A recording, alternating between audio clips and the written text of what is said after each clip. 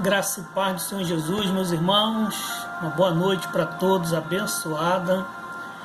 Nós vamos estar dando continuidade ao nosso estudo, sobre a doutrina bíblica da salvação. E já fizemos um vídeo falando, fazendo a introdução sobre tudo que a gente iria falar de uma maneira resumida. No segundo vídeo a gente falou sobre a criação do ser humano, como que o homem foi criado, formado. E hoje nós vamos estar falando sobre o pecado, o que aconteceu, para que o homem pudesse ser salvo. Então nós vamos estar orando, pedindo a Deus que esteja nos preparando para mais esse estudo, amém? Ora comigo. Senhor, nosso Deus e nosso Pai, muito obrigado por mais esse dia de vida, pela saúde, pela família e por tantas bênçãos que o Senhor tem nos concedido. E dentre essas bênçãos, o Senhor nos dá uma bênção ainda maior, que é a bênção da salvação. E nós te agradecemos porque o Senhor deixou bem claro na Tua Palavra, na Bíblia Sagrada, os ensinamentos acerca dessa doutrina bíblica da salvação. E nós pedimos que o Senhor possa estar nos ajudando a entender, a compreender, a guardar no nosso coração, a colocar em prática na nossa vida e compartilhar esse ensinamento tão importante com tantas pessoas que ainda estão precisando. Nos ajuda, Pai, a valorizar a salvação que o Senhor tem nos dado, pois assim nós oramos em nome de Jesus. Amém. Então, obrigado aí pela sua participação conosco mais uma vez. Vamos então, mãos à obra, trabalhar essa doutrina e falando sobre o pecado. Para começar, a gente vai ler Gênesis 2, do versículo 16 até o 17. E depois, a gente vai ler Gênesis 3, de 1 a 16. Que diz assim, Gênesis 2, 16 e 17. E o Senhor Deus ordenou ao homem: coma livremente de qualquer árvore do jardim, mas não coma da árvore do conhecimento do bem e do mal, porque no dia em que dela comer, certamente morrerá. Então essa foi a ordem de Deus: pode comer de todas as árvores, só não coma dessa árvore aqui, do conhecimento do bem e do mal, porque se você comer, você morrerá. E Gênesis 3, de 1 a 16, a gente vai ver o que aconteceu para que o homem pudesse, ter na sua experiência o pecado. Ora, a serpente era o mais astuto de todos os animais selvagens que o Senhor Deus tinha feito. E ela perguntou à mulher: foi isto mesmo que Deus disse? Não comam de nenhum fruto das árvores do jardim? Respondeu a mulher à serpente: podemos comer do fruto das árvores do jardim. Mas Deus disse: não comam do fruto da árvore que está no meio do jardim, nem toquem nele, do contrário vocês morrerão. E disse a serpente à mulher: certamente não morrerão.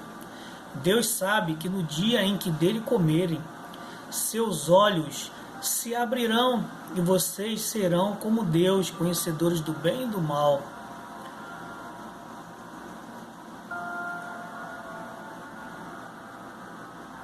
Quando a mulher viu que a árvore parecia agradável ao paladar, era atraente aos olhos e, além disso, desejável para dela se obter discernimento, tomou do seu fruto, comeu e deu ao seu marido, que comeu também.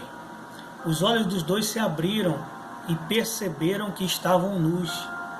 Então juntaram folhas de figueira para cobrir-se. Ouvindo o homem a sua mulher e a sua mulher os passos do Senhor Deus, que andava pelo jardim quando soprava a brisa do dia, esconderam-se da presença do Senhor Deus entre as árvores do jardim. Mas o Senhor Deus os chamou o homem, perguntando: onde você está? E ele respondeu: ouvi os teus passos no jardim e fiquei com medo, porque estava nu por isso me escondi. E Deus perguntou: quem lhe disse que você estava nu? Você comeu do fruto da árvore da qual lhe proibi comer? Disse o homem: foi a mulher que me deste por companheira, que me deu do fruto da árvore e eu comi. O Senhor Deus perguntou então à mulher: que foi que você fez? Respondeu a mulher: a serpente me enganou e eu comi. Então o Senhor Deus declarou à serpente: já que você fez isso, maldito é você entre todos os rebanhos domésticos, entre todos os animais selvagens. Sobre o seu ventre você rastejará, e pó comerá todos os dias da sua vida. Por inimizade entre você e a mulher, entre a sua descendência e o descendente dela. Este lhe ferirá a cabeça e você lhe ferirá o calcanhar. A mulher lhe declarou: multiplicarei grandemente o seu sofrimento na gravidez. Com sofrimento você dará à luz filhos. Seu desejo será para o seu marido e ele a dominará. Então a gente vai ficar por aqui e depois a gente vai destacar outras partes aqui desse texto. Porque aqui está o texto do que aconteceu. Deus tinha dado uma ordem, o homem e a mulher foram despertados, atenção pela serpente. A princípio ela tentou ludibriar eles, enganando, mudando o que Deus tinha falado. E depois a serpente, que foi incorporado, Satanás na serpente, entrou na serpente e usou aquele animal para poder falar com eles ali, tentar deturpar e fazer o homem desobedecer a Deus, assim como ele havia feito também na sua criação. E o que aconteceu é que eles desobedeceram. Isso trouxe consequências, isso trouxe alguns aspectos que a gente vai querer compartilhar com vocês aqui agora. Primeiro, que Deus usou que o homem, usou o seu livre-arbítrio, desobedecendo a Deus e pecando. Então, pecado, na verdade, ele pode ser trocado pela palavra desobediência. Então, o homem desobedeceu a Deus. Deus tinha dado uma ordem clara, direta, e o homem desobedeceu. E o pecado, ele trouxe trágicas consequências ao homem, como, por exemplo, a separação de Deus. Gênesis 3, 23 e Romanos 3, 23 fala sobre isso. Olha o que diz. Por isso, o Senhor Deus o mandou embora do jardim do Éden para cultivar o solo do qual fora tirado. Então o homem foi primeiramente expulso do jardim, expulso do lugar da perfeição, da presença de Deus. Romanos 3, 23 diz assim: todos pecaram e estão afastados da presença gloriosa de Deus. Então a primeira consequência trágica do pecado foi exatamente esse afastamento da presença de Deus, a separação entre o homem e Deus. Depois, a outra consequência foi a morte física. Em Gênesis 3,19 e Romanos 5,12 nos fala sobre isso. Olha o que diz aqui. Gênesis 3,19. Com o suor do teu rosto comerá o seu pão, até que volte à terra, visto que dela foi tirado, porque você é pó e ao pó voltará. Então, a partir do momento que o homem pecou, agora ele passou a ter finitude. Ia chegar um momento que ele ia morrer fisicamente. E Romanos 5,12 diz: portanto, da mesma forma como o pecado entrou no mundo por um homem, e pelo pecado a morte, assim também a morte veio a todos os homens, porque todos pecaram. Então, o homem pecou e toda a sua descendência já nasce também com um pecado que a gente chama de pecado original. Então, o pecado entrou no mundo e fez essa separação, promoveu essa morte, tanto física como essa morte no que diz respeito à separação da presença de Deus. E a terceira, e última consequência é a condenação eterna. né? A morte eterna, a separação eterna da presença de Deus. E nós temos alguns textos que a gente vai estar destacando, né? Romanos 3, 23, Mateus 25, do versículo 41 ao 46, e Apocalipse 21, 8. Então vamos lá ver um por um. Primeiro, Romanos 3, 23.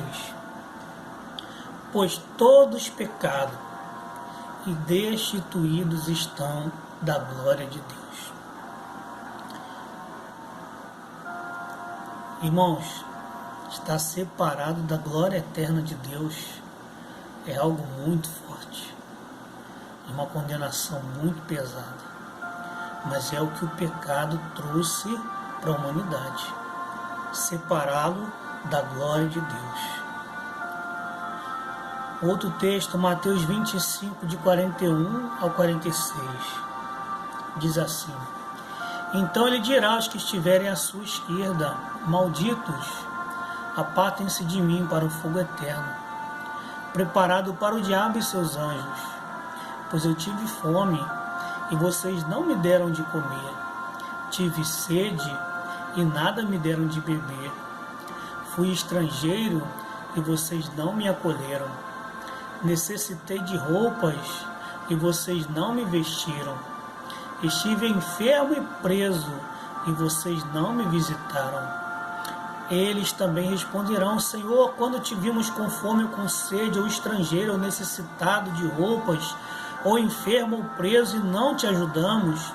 Ele responderá: Digo-vos a verdade, que vocês deixaram de fazer alguns desses mais pequeninos, também a mim deixaram de fazê-lo.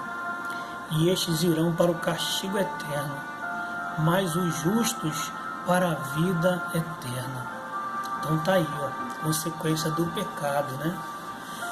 Do afastamento de Deus, é o castigo eterno, é viver afastado da presença de Deus. A Bíblia diz que acontecerá um juízo final, um julgamento, né? Que a gente vai até falar mais para frente sobre isso.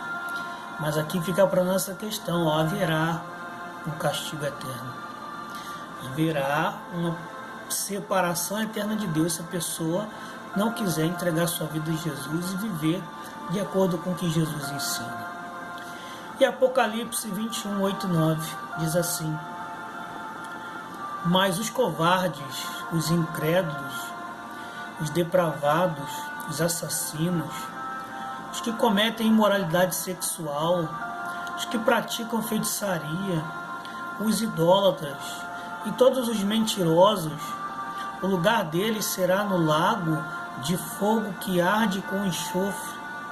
Esta é a segunda morte. Um dos 7 anjos que tinham as 7 taças cheias das mãos, 7 pragas, aproximou-se e me disse: Venha, e eu lhe mostrarei a noiva e a esposa do Cordeiro.